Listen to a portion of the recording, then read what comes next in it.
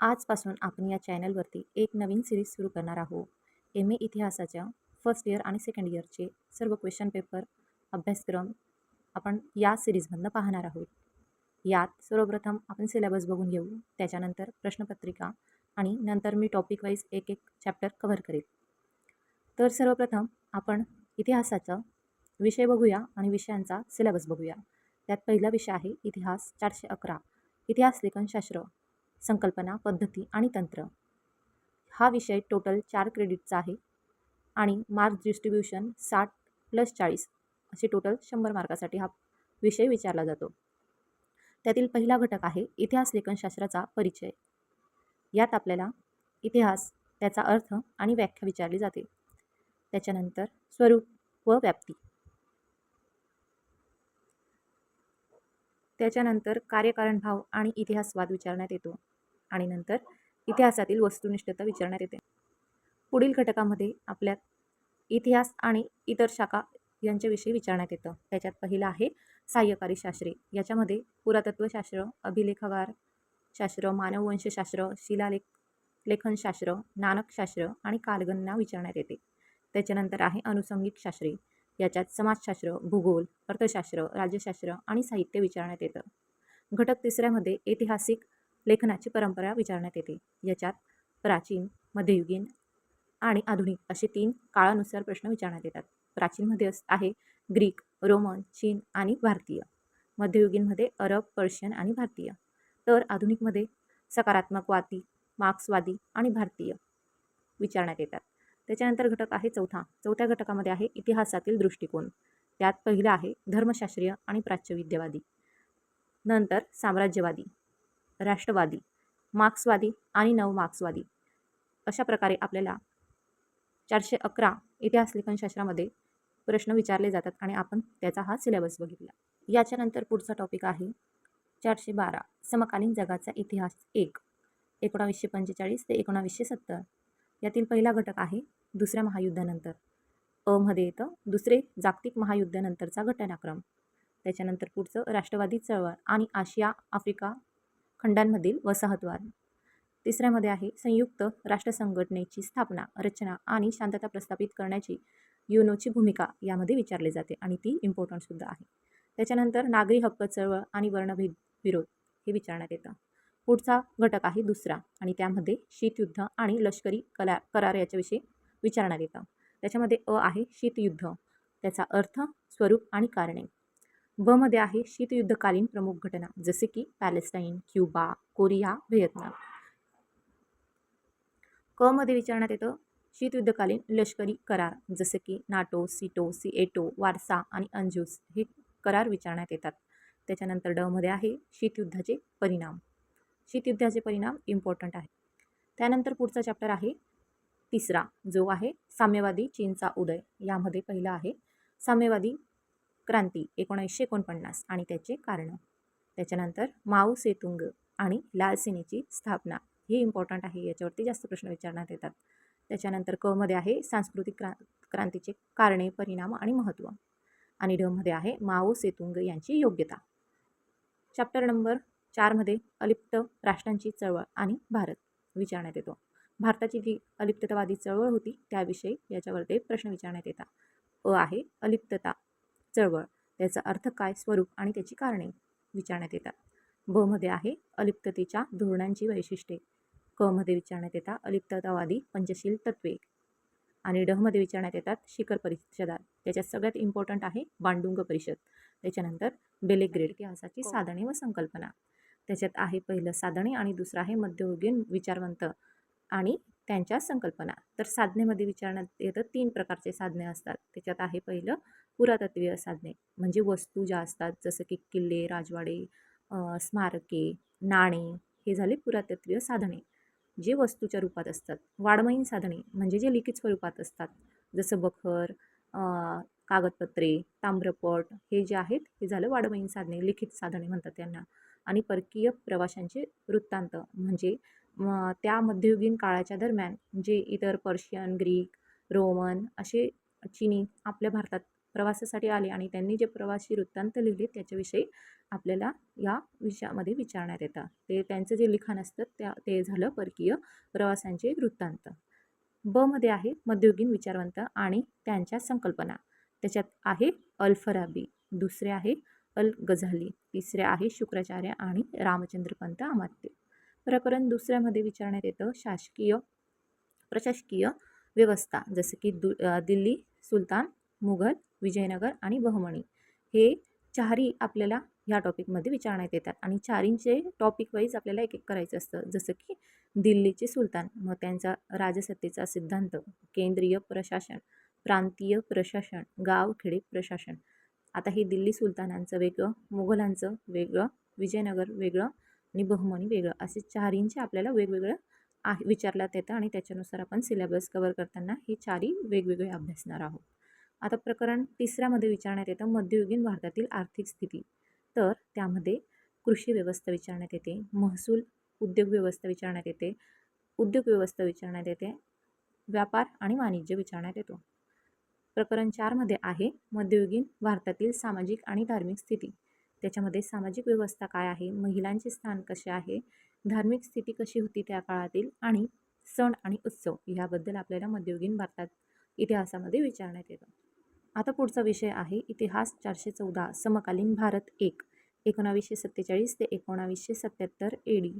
हा 2 क्रेडिटचा विषय आहे. 30 + 20 असे 50 मार्कासाठी हा विषय विचारण्यात येतो. त्यातील घटक पहिला आहे स्वतंत्र भारताचा उदय. तर याच्यामध्ये फाळणी आणि त्याचे परिणाम, संस्थांचे एकत्रीकरण. ब मध्ये आहे भारतीय संविधान, मुख्य तरतुदी काय ते विचारण्यात येतं. त्याच्यानंतर प्रादेशिकता आणि भाषिक राष्ट्रवादाचा उदय. ड मध्ये विचारण्यात येतं आर्थिक धोरणे, पंचवार्षिक योजना, हरित क्रांती, सार्वजनिक क्षेत्राचा विस्तार विचारण्यात येतो. त्याच्यानंतर घटक दुसरा जो आहे तो आहे राजकीय विकास. भारताचा राजकीय विकासाबद्दल ह्या टॉपिकमध्ये विचारण्यात येतं. त्याच्यात ए आहे भारताचे पंतप्रधान आणि त्यांची कामगिरी. तर 1967 ते 1977 पर्यंत पंतप्रधान आणि त्यांची कामगिरी विचारण्यात येते. ब मध्ये आहे 1962, 1965, 1971चा संघर्ष. त्याच्यानंतर आहे विरोधी आणि प्रतिकार चळवळ, जसं की जयप्रकाश नारायण यांचा पक्ष होता जनता पक्षाचा उदय. त्याच्यानंतर ड मध्ये विचारण्यात येतात आणीबाणी. आणीबाणी म्हणजे काय, त्याचा संदर्भ, कारणे आणि परिणाम हे 414मध्ये समकालीन भारताच्या इतिहासामध्ये विचारण्यात येतात. यातील पुढील विषय आहे इतिहास 415 भारतीय आदिवासींच्या इतिहासाचा परिचय. हे 4 क्रेडिटसाठी विचारण्यात येतं आणि 60 + 40 असे टोटल 100 गुणांसाठी हा विषय विचारण्यात येतो. याच्यासाठी 3 तासाचा कालावधी देण्यात येतो. त्याचा सिलेबसमध्ये पाहताना सगळ्यात आधी पहिलं प्रकरण जे आहे ते आहे भारतीय आदिवासींची ओळख. त्याच्यात अ आहे आदिवासींच्या अभ्यासाची साधने. तर आदिवासींच्या अभ्यासाचे इतिहास लेखन. त्याच्यात येतं मानववंशशास्त्र आणि वंचितांचा इतिहास. त्याच्यानंतर येतो ब मध्ये आदिवासींची व्याख्या. आदिवासी शब्दाची व्याख्या काय ते विचारण्यात येते. त्याच्यानंतर क मध्ये आहे भारतातील आदिवासींचे वर्गीकरण. ड मध्ये आहे आदिवासी समाजाचे स्वरूप. प्रकरण दुसऱ्यामध्ये ब्रिटिश राजवटीचा प्रभाव म्हणजे ब्रिटिश राजवटीचा प्रभाव आदिवासींवरती कसा झाला हे या पाठामध्ये विचारण्यात येतं. त्याच्यातला अ आहे ब्रिटिशांची प्रशासकीय धोरणे काय होती आणि त्याचा परिणाम काय झाला आदिवासींवरती. ब मध्ये विचारण्यात येतं ब्रिटिशांची जंगल आणि जमीनविषयक धोरणे. क मध्ये येतं ब्रिटिश राजवटीचा आदिवासी समाज, संस्कृती आणि अर्थव्यवस्थेवरील परिणाम. त्याच्यानंतर ड मध्ये विचारण्यात येतात ख्रिश्चन मिशनरींची भूमिका काय होती.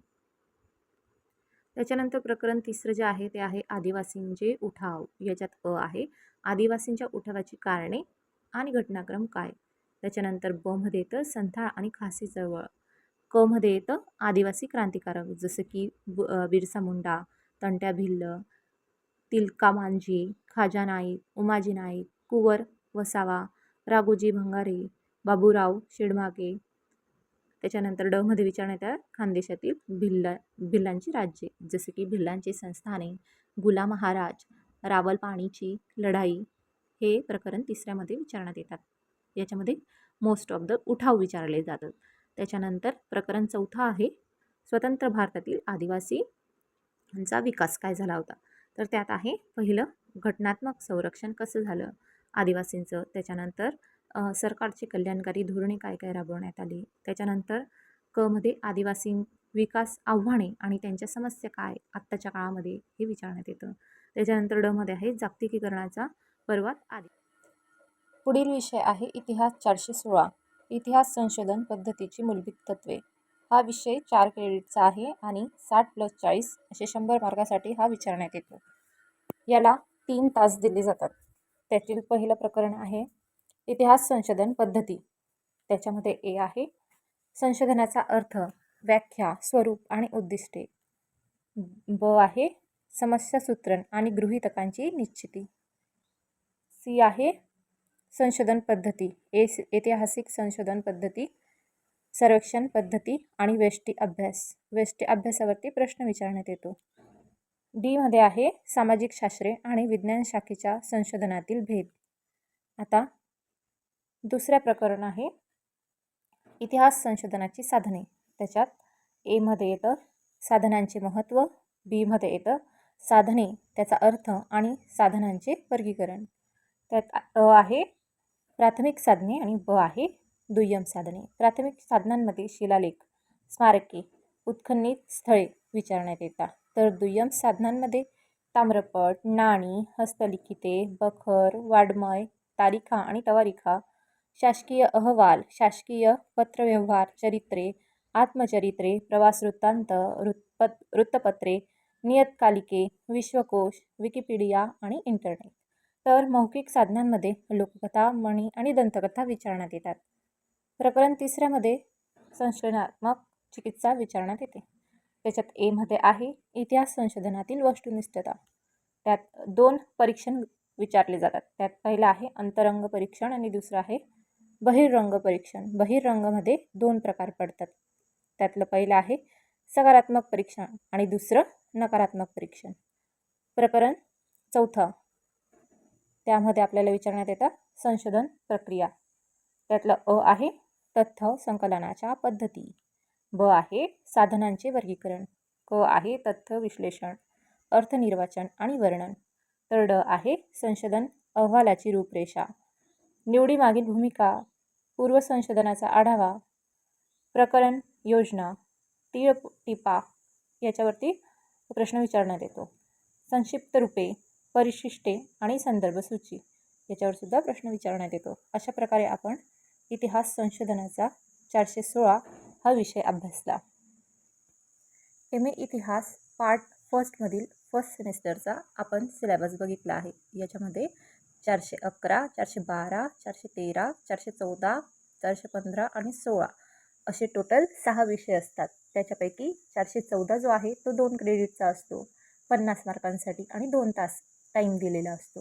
तर बाकीचे जे विषय आहेत ते टोटल 4 क्रेडिटसाठी आहे आणि त्याचं मार्क्स डिस्ट्रीब्युशन 60+40 असे 100 मार्कासाठी विचारण्यात. एम एचा सर्व सिलेबस मागील वर्षाच्या प्रश्नपत्रिका देण्यात येणार आहे. म्हणून या चॅनलला सबस्क्राईब करा, शेअर करा आणि लाईक करा.